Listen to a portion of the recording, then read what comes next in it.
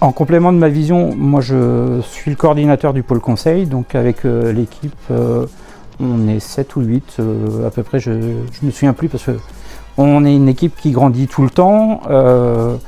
Donc mon but, c'est déjà de bien synchroniser tout le monde, que la demande de nos partenaires, de nos clients soit bien prise en compte, qu'on soit homogène, qu'on soit professionnel.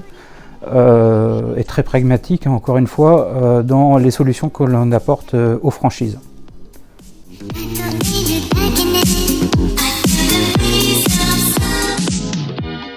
Mon expertise au sein de Progressium, c'est essentiellement le conseil auprès des franchiseurs ou toute forme de commerce associé.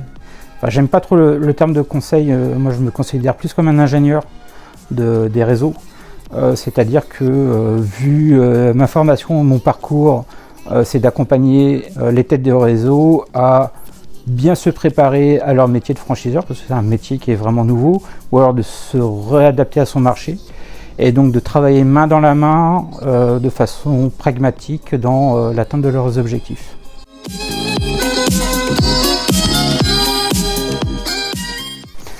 On est dans un milieu et un monde qui évolue en permanence. Quand on est une jeune pousse, on a décidé à un moment de se lancer en tant que franchiseur. Quelques années se passent, quelques années de développement, d'animation. Sauf qu'on ne peut plus travailler de la même façon quand on a 2, 3, 5 franchisés et 50. Donc ça nécessite de se reposer les bonnes questions, de savoir quels sont les services que l'on apporte à ces franchisés, quel est le modèle aussi que l'on propose en duplication, est-ce qu'il est toujours adapté au marché, est-ce qu'il donne toujours de la valeur ajoutée, des valeurs différenciantes aussi par rapport aux concurrents.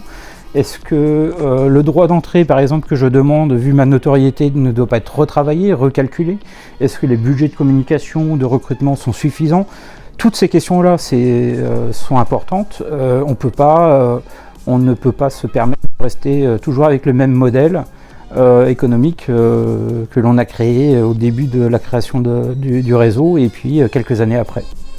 D'où la nécessité de retravailler ce projet avec ceux, surtout, qui vous ont accompagné dès le début.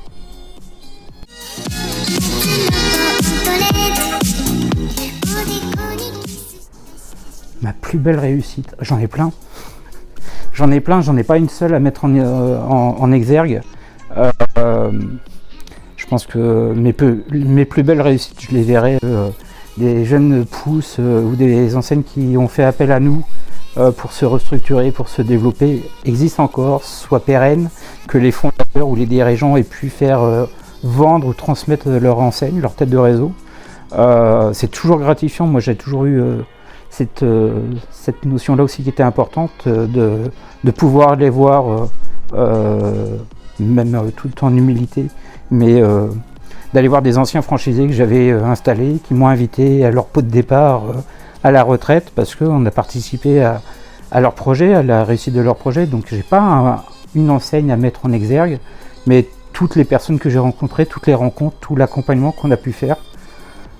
C'est ça qui est mon moteur d'ailleurs au sein de Progressium.